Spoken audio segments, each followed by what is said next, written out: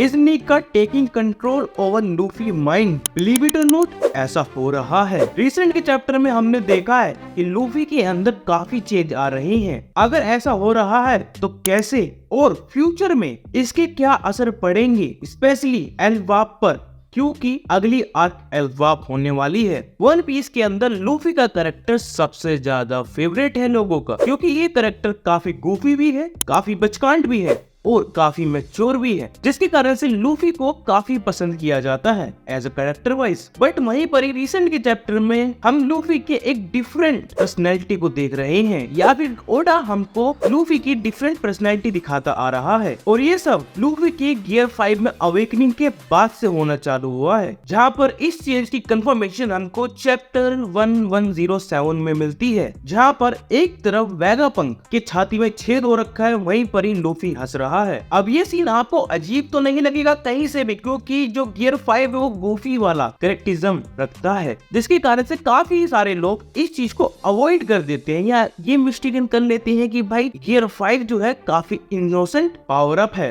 जिसके कारण से गियर 5 को काफी सारे लोग ग्रांटेड ले लेते हैं। मगर भाइयों ऐसा बिल्कुल नहीं है। अगर लूफी के अंदर स्टिलनेस है तो वो मैच्योरपन भी है, क्योंकि अगर आप लोगों को याद हो, एक इंसिडेंट की बात नहीं करूंगा यहाँ पर मैं, काफी सारे इंसिडेंट है ऐसे जहाँ पर लूफी ने अपना मैच्योरपन और सीरियसनेस को दिखाया है। बट रिसेंट के आर्क्स में वो चीज होती जा रही है। ऐसा लग रहा है कि लूफी की पर्सनैलिटी को कोई और टेक ओवर कर रहा है, और इस बदलाव की कंफर्मेशन हमको रिसेंट के चैप्टर देते हैं। अगर आप लोगों को याद हो कि काइडो ने जब लूफी से पूछा था उसकी अवेकनिंग के बाद तू है कौन, तो लूफी ने वहाँ पर पोज लिया था, जहाँ पर कई सारे लोगों ने इस पोस्ट पे काफी सारे क्वेश्चन उठाए थे। और वहीं पर जुनेसा ने भी जोएल बॉय की रिटर्न की बात कही थी, लेकिन वहां पर ओडा सेंसेई ने हम लोगों को मिसलीड करते हुए लूफी के मुंह से ही कहा दिया था कि भाई मैं लूफी हूँ। बट रिसेंट के चैप्टर्स में लूफी अब भी पोज क्यों ले रहा है? अगर आप लोगों को याद हो, जब बोनी उससे बात कर रही होती कि मैं तुम्हारा कब से इंतजार कर रही थी, तब भी वहाँ पर लूफी का पोज होता है। और अभी तक की स्टोरी में किसी ने भी लूफी को ये नहीं बताया है कि वो सन गॉड नीका है। तो क्या वजह हो सकती है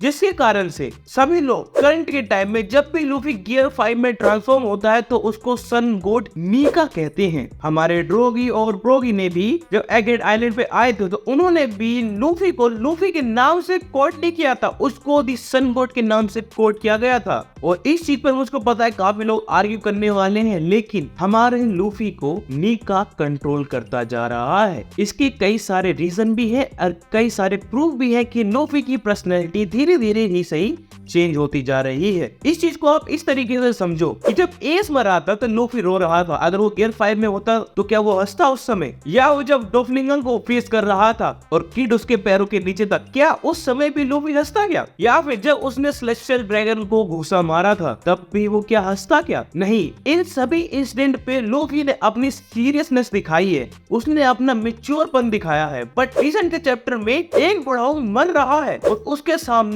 लूफी अब भी वो गैग वाली कोशिश कर रहा है, हंस रहा है, जैसे उसको फर्क ही नहीं पड़ता है। एंड ये सारे चेंजेस हमारे नीका की वजह से हो रहे हैं। Let me correct my self, उसके डेविल फ्रूट की वजह से हो रही है, क्योंकि हमारे लूफी ने जो डेविल फ्रूट खाया वो काफी ज्यादा स्पेशल है। वो एक मिथिकल जोइन डेविल फ्रूट की एबिलिटी रखता है, और मिथिकल जोइन जब भी अवेकन होते हैं तो उस डेविल फ्रूट की विल उसके यूजर की विल से अगर ताकतवर होगी तो उस बंदे पर पूरा काबू कर लेंगे। और यहाँ पर ये पॉसिबिलिटी काफी ज्यादा है, इम्पेल डाउन के गार्ड से भी ज्यादा पॉसिबिलिटी यहाँ पर है, क्योंकि यहाँ पर सिंपली जो डेविल फ्रूट है वो एक गॉड का फ्रूट है। अब तुम सोचो गॉड की विल ज्यादा होगी या फिर ह्यूमन की विल ज्यादा होगी करंट के टाइम लाइन पर। एंड ये डेविल फ्रूट लूफी को धीरे धीरे से कंज्यूम करता जा रहा है, तभी तो लूफी अपने डेविल फ्रूट की पावर पूरे तरीके से यूज ही नहीं कर पा रहा है। और ये चीज ओडा सेंसेई ने हमको लूफी के साथ काफी बार दिखाई है कि वो कभी भी अपने किसी भी गियर को अनलिमिटेड टाइम तक यूज ही नहीं कर पाता है।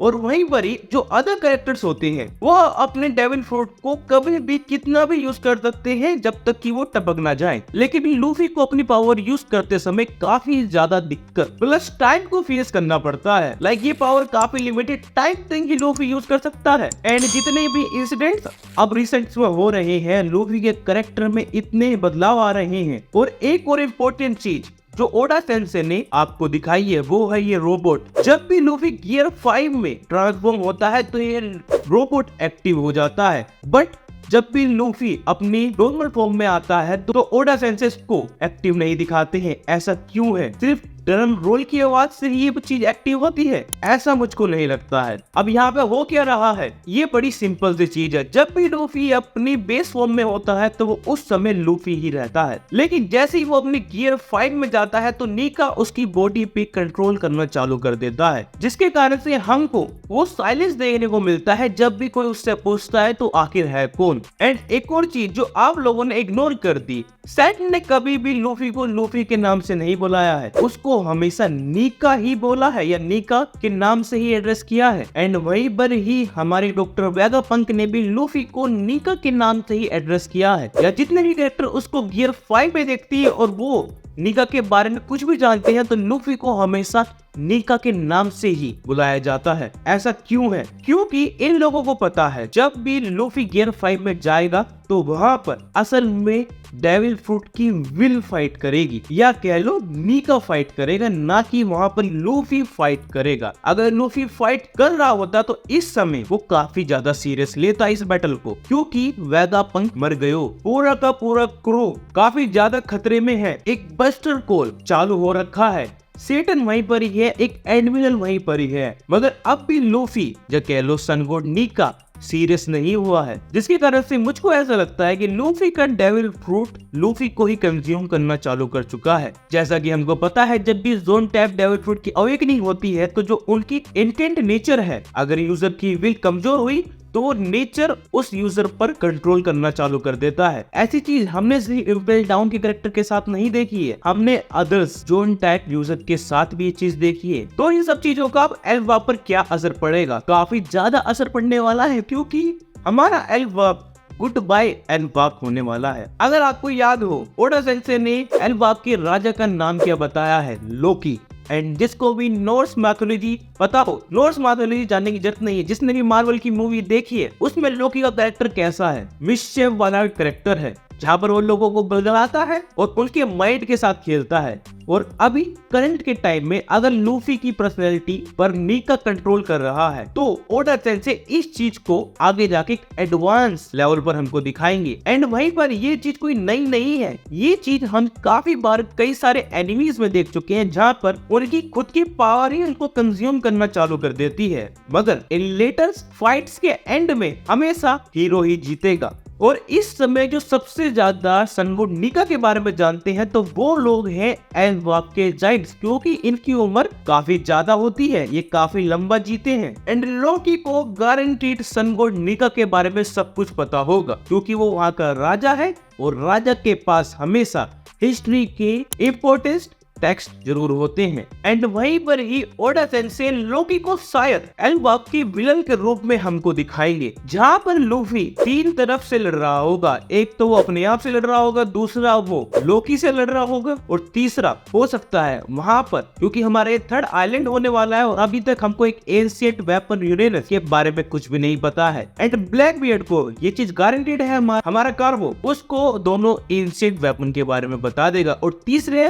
एंशिएंट वेपन हमारा एल्वाक में होगा, जहाँ पर ब्लैक बियर्ड जाएगा और ये एक फाइट 3 तरफा हो जाएगी। और ये काफी इंपॉर्टेंट है, क्योंकि ओडा सेंसे हमारी फाइनल फाइट को एक बैटल रॉयल बनाना चाहते हैं, और एल्वाक एक परफेक्ट स्टेज होगी जो बैटल रॉयल को स्टार्ट करेगी। अब आप लोगों को क्या लगता है इस चीज के बारे में? कमेंट बॉक्स में लिख देना। जिसको ये वीडियो पसंद आई, चैनल को सब्सक्राइब करना, वीडियो को लाइक करना। Thank you for watching.